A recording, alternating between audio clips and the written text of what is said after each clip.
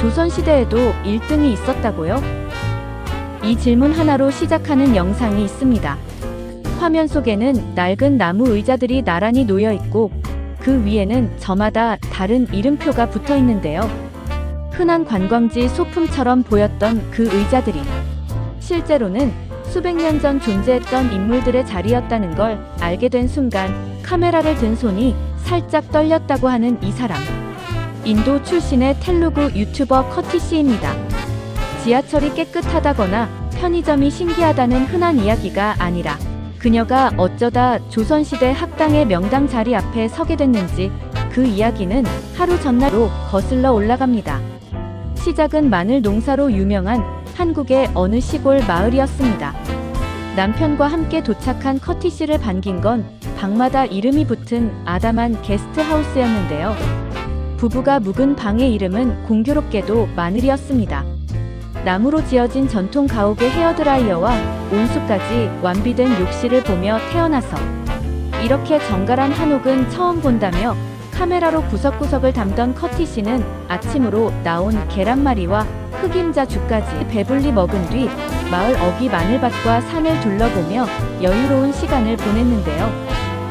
인도의 시골 마을에서도 이런 따뜻한 환대는 받아본 적이 없다며 마을을 챙겨준 관리자 아주머니 덕분에 낯선 나라에서 전혀 외롭지 않았다고 말합니다. 다음 날 아침, 부부는 짐을 챙겨 또 다른 마을로 향합니다. 그리고 그곳에서 두 사람을 기다리고 있던 건 조선시대 선비들이 입던 유생복이었는데요.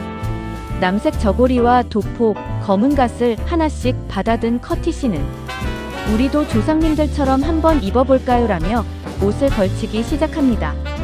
저고리 위에 도포를 겹쳐 입고 허리끈을 매는 과정만 해도 한참이 걸렸는데요. 서울 길거리에서 흔히 빌려 입는 사진 촬영용 한복과는 확연히 다른 실제 조선시대 학자들의 정식 복장이었기에 무게감부터 남달랐습니다. 인도의 전통 의상인 사리도 여러 겹을 두르는 옷이지만 매듭을 묶는 방식이나 갓을 쓰는 절차까지 낯선 나라의 격식을 그대로 따라야 했던 만큼 색다른 긴장감이 느껴졌다고 합니다.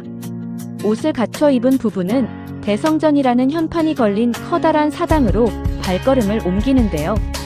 이곳이 바로 영상 첫머리에 등장했던 그 의자들이 있던 장소입니다.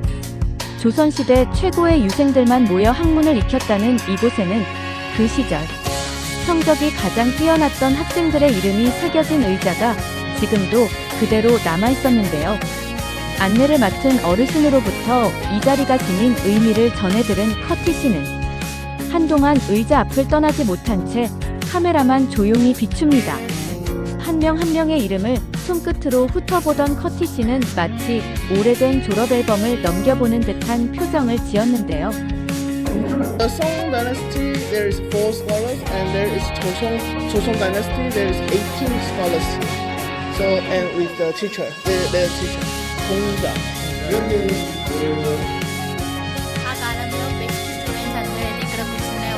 미국이나 유럽 어느 나라에서도 수백 년 전 최우수 학생의 자리를 이름까지 남겨 보존해 놓은 경우는 찾기 힘들다는 게 커티 씨의 설명입니다.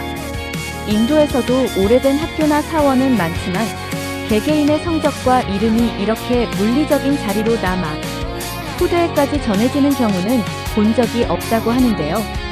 그리고 이어진 것은 진짜 재래의식이었습니다. 문으로 들어갈 때는 오른쪽 다리부터, 나갈 때는 왼쪽 다리부터 예법을 하나하나 짚어준 뒤 붉은 도포를 입은 어르신을 중심으로 모두가 나란히 무릎을 꿇고 절을 올렸는데요. 관광객을 위한 간단한 체험이 아니라 수백 년째 이어져 내려온 방식 그대로의 절차였습니다. 처음 겪어보는 낯선 의식 앞에서 조심스럽게 동작.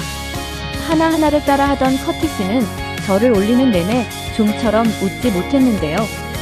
평소 밝고 유쾌한 편이었던 그녀가 이토록 진지한 표정을 짓는 건 이번 영상에서 처음이었다고 합니다.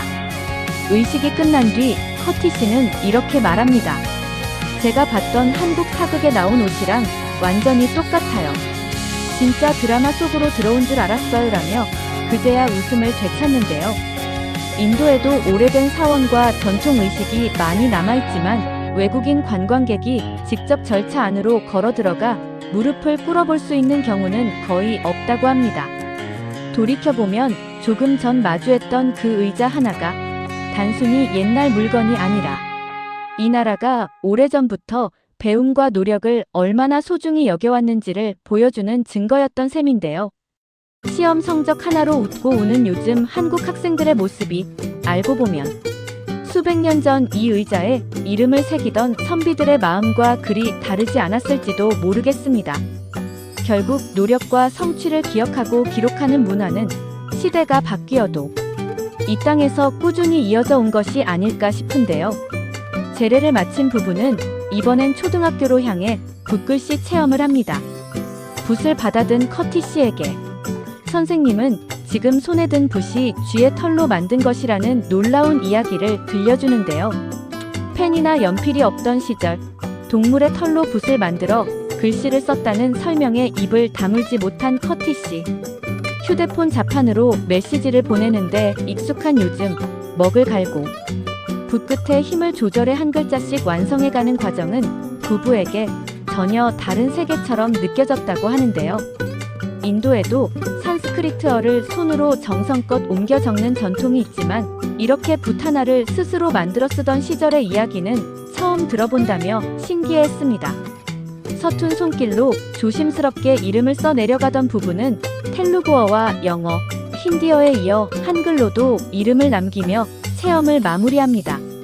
한 장의 종이에 4개 언어가 나란히 적힌 모습을 보며 국경을 넘나든 기분이라며 웃었는데요.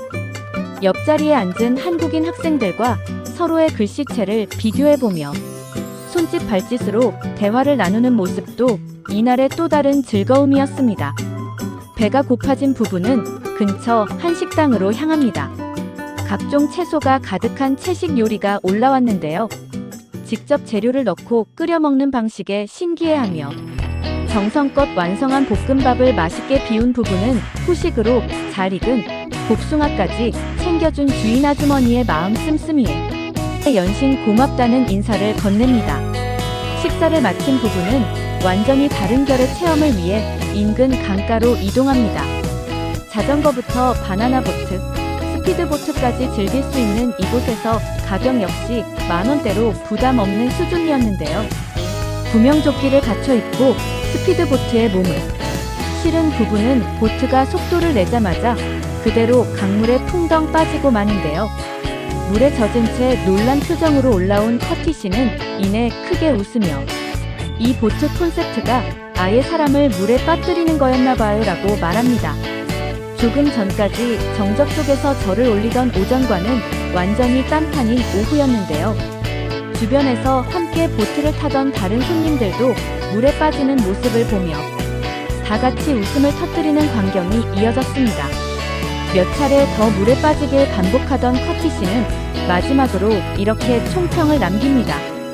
이 놀이기구 타고 나니까 진짜 눈앞에 별이 다 보였어요. 너무 무서웠는데 그래도 정말 재밌었어요 라며 하루를 웃음으로 마무리하는데요. 영상 첫머리에서 던졌던 질문으로 다시 돌아가 볼까요? 조선시대에도 정말 1등이 있었을까요? 커티 씨가 마주한 그 낡은 의자와 새겨진 이름들이 그 답을 대신해주는 것 같습니다.